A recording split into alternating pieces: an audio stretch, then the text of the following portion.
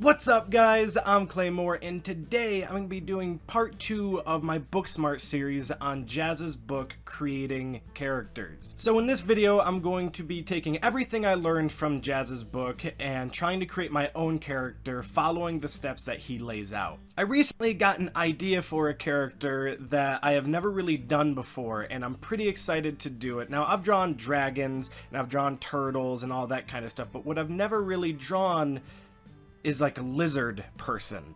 And scales are a ton of fun to actually work on, so I decided I'm gonna do this concept of this lizard folk shaman type creature. Now, this lizard folk is just gonna be a bust, so from chest up, and I'm gonna really focus on making the face come to life and seem realistic and anatomically correct and interesting, because this is supposed to be a little bit more of an evil character. They're like a dark shaman, and so they're wearing like a black robe, and they have tribal accessories and everything, so let's get into it. For the Discover stage, I just went on to Google and looked up a bunch of reptiles, and I immediately jumped into stage 2, which is Design, where I took all of the different reptiles that I had found with their unique head shapes, and I tried to use those to inspire as many different head styles as I could, because this was going to be the most important part of my piece, and I wanted to make sure I got it right.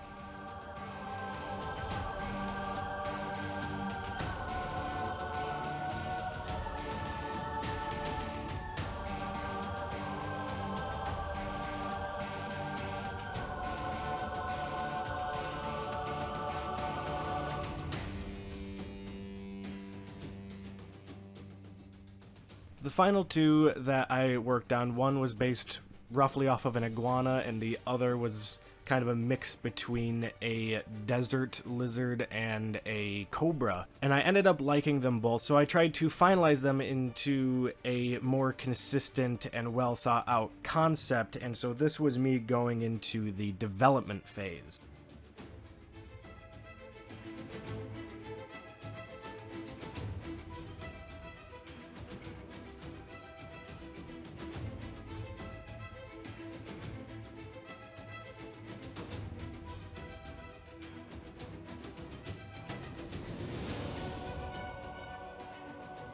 And from here, when I get into stage 4, this is where what I do and what Jazza does really starts to stray, because he doesn't go into how to render things. He gives you the knowledge behind it, and then you need to go the step forward. So in stage 4, for the delivery, I'm going to be rendering this out in a fairly realistic style that I like to use. And it just goes to show that no matter what genre you work in or styles that you enjoy, this book can still give you knowledge of the fundamentals you need to get to that point.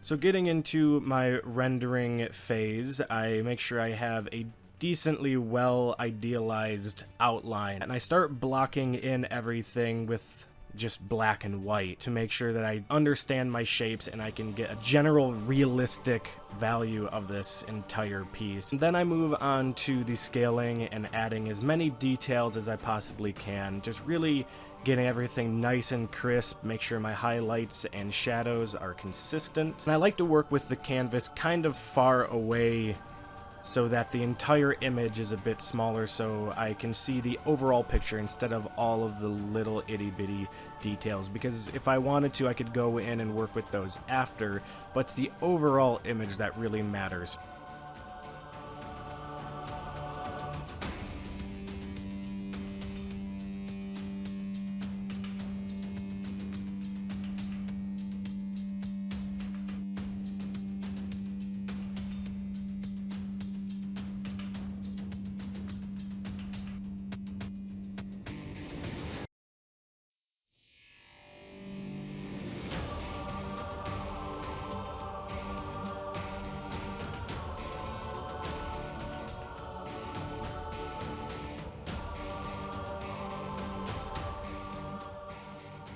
And once I'm happy with my black and white version, I just make a new layer and change that to a color blending style, and I add some little more abstract kind of colors onto it just to give it some dimension and intrigue. And there you go. I've gone through most of the steps that Jazza has laid out for us in this book, and I feel like the character I created is actually pretty sweet. Going through all the different versions of lizard heads and trying to refine them the best I can is a really good process, because in the end I came out with a very cohesive and realistic feeling character. So I hope you guys enjoyed the second part of my Booksmart creating characters video. If you have any other authors that you would like me to maybe take a look at their books, you can put that down in the comment section below, or you can even tweet them and say, hey, there's this guy on YouTube doing really cool reviews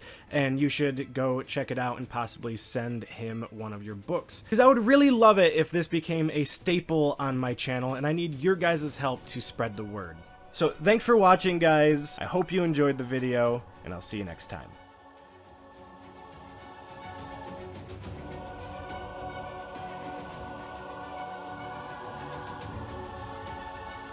Thanks for watching, guys. If you like this video, then don't forget to leave a like and subscribe if you want to see more. If you want to come watch me live, then join me on my Twitch channel. You can also follow me on my Twitter to chat and get frequent updates. So until next time, have a good one.